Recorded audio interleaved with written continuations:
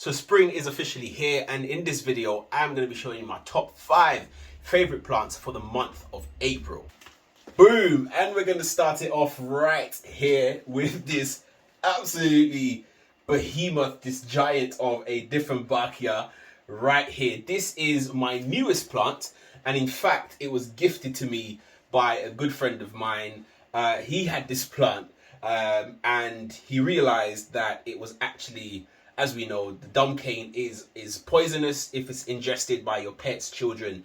It can be very dangerous, and because he has a cat, he decided to give it to me. I'm not sure why. I don't know what gave it away that I'm into plants, but he knew who to call, and I was more than happy to take it off his hands. It's literally been in my care for maybe 3 days now, and I am in love with this. Just the massive leaves. Look at this. This is absolutely huge, maybe measuring about 40 centimeters, 50 centimeters. It's quite large. And I'm still trying to figure out exactly where to keep this plant so that it gets the right amount of light and it gets the right amount of attention, because I want everybody to see this plant when they walk into my home.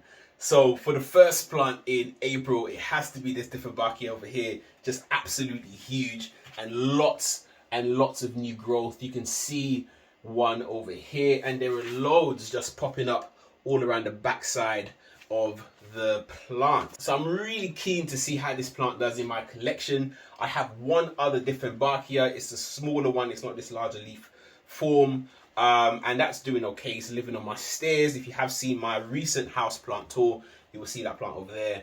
And this is just another one to add to the Roots Ready family. Let me know if you have this plant in your collection, how you care for it, because as I said, it's very new to me.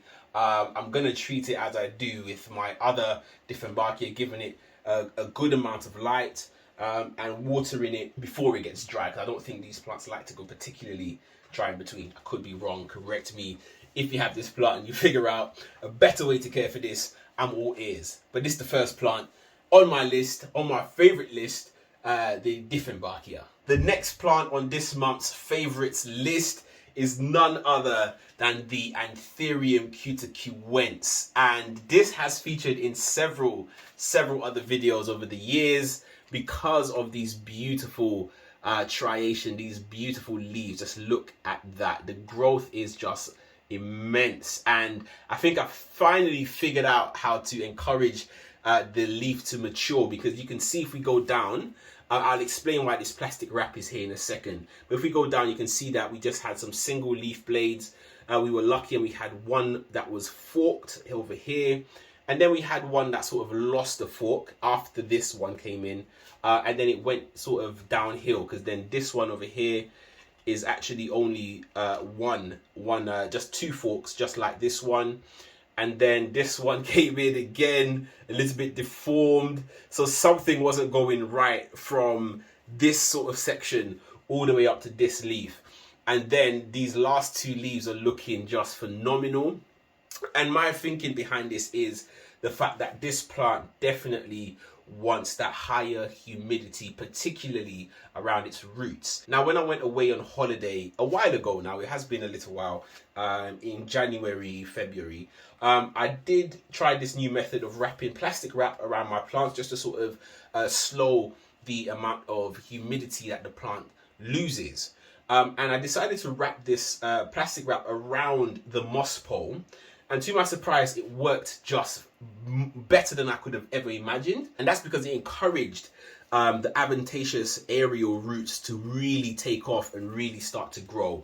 So as you can see, there's lots and lots of roots. We've got some, I'll get this leaf out of the way, we've got some beautiful roots here. They're going all the way around the moss pole, and in fact it's growing into the moss pole itself. You can kind of, if the light allows, you can kind of see right here where my finger is, some of the roots going all the way through and then down into the pot. Now what this is doing is that not only is it encouraging the plant to anchor on, and with these plants, they are climbing plants, once they feel like they've anchored onto something, they do start to grow and mature a lot faster, but also it's also bringing in some of that nutrients into the plant as well. So it's just ensuring a more healthy, more robust plant. So although it doesn't look the best with this plastic wrap on, I am going to be keeping it on here because I find that the plant is loving it. My next thing I'm going to do with this, stay tuned, is I will be doing some propagations because we've got so many potential over here. We've got 1, 2, maybe 3, 4, maybe around 5 pieces that I'm planning to propagate very soon, so in the next week or so. So definitely stay tuned for that, because as soon as this new leaf hardens off, yeah, it's gonna get a haircut. So that's it. So this is the second plant on my favorites list, this Anthurium CUTUCUENSE. Staying on the Anthurium train is this one. This is my Anthurium Magnificum cross regale. You might be thinking, Lithius, the last time I saw this plant, it was huge, it was giant. In fact, this is the mother plant, because over here you can see that chunk. This is where I propagated that larger plant from, and then this is now subsequently grown a new pup off of that main shoot. So although this leaf is a little bit crispy, a little bit worse for wear, it's still doing okay. It's still sort of supporting the plant. But the reason why it's on my favorite list is because it has actually started to produce its first flower, its first inflorescence. Look at that. Now, I'm not confident that this plant will actually be receptive to any pollen, or if it will even go through the male and female stage, or female and male stage, because that's sort of the process that it takes. Because it's the first one. I find that with Anthuriums, when it produces its first inflow, that they tend not to be receptive. So fingers crossed it is, and I can try out some new hybrids on here. But this is it. This is the mother plant to that big boy Anthurium Mad Rag. It's just the gift that keeps on giving. It's just amazing. So I'm really looking forward to some new growth, some more leaves, and hopefully a competitor to the big boy, the main event over there, and that we can sort of encourage some of those larger leaves. So this is it. It's doing very well, and I couldn't be happier to have it in my collection. As well as growing Aroids, I have a growing collection of cacti and succulents. And this one over here, which is my Opuntia Robusta, is the one that I'm going to feature today in my favorites video. This plant was gifted to me by Anthony. I did a house tour or a garden tour, and he was very kind, and he gave me this one as a little present. Couldn't be happier. Since he gave me this plant, it has grown this additional pad, and it was only today that I noticed that it's starting to flower. Just up here, you can see that little pink dot over here. I think, if I'm not mistaken, that this is going to be a flower, and I do love it when these cacti begin to flower, because the petals on the flowers can be very beautiful. I have another cactus, I can't remember the name of it right now, but when it does flower, it grows these beautiful little white flowers, these white blooms with a yellow interior. It's just really gorgeous to look at. So, you know, I'm really happy to have this one growing in my collection. I will see what it's like. As I said, it's going to be the first one. I imagine the leaves are going to be pink, but I'll keep you posted. Yeah, this is it, the Opuntia Robusta. The final plant I'm going to show you guys today is this one over here. This is my King Anthurium VEITCHII. And although it's losing a leaf, this one's on its way out, we've got 2 others just behind.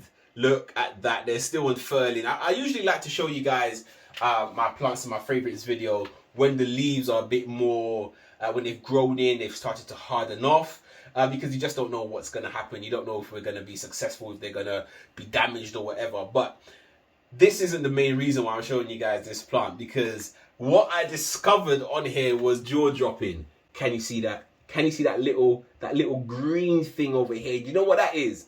That is an inflorescence, and it's going to be the first one growing on this king.